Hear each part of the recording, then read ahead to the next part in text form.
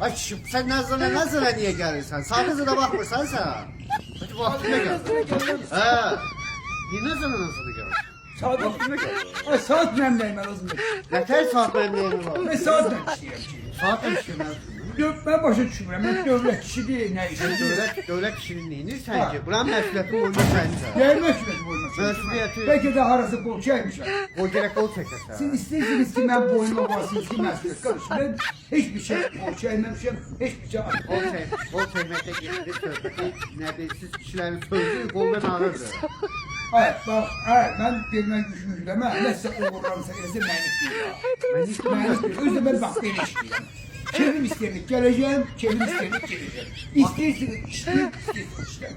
İstəyirəm qaydım gedim, qal burada. İstəyirəm. Deyəsən eləməzsən. Nəyi? Özüm ölüm, qalırsa demə qaydım. Deyəsən eləməzsən. Yerimdə mən cinlərin için aklım indimeyim.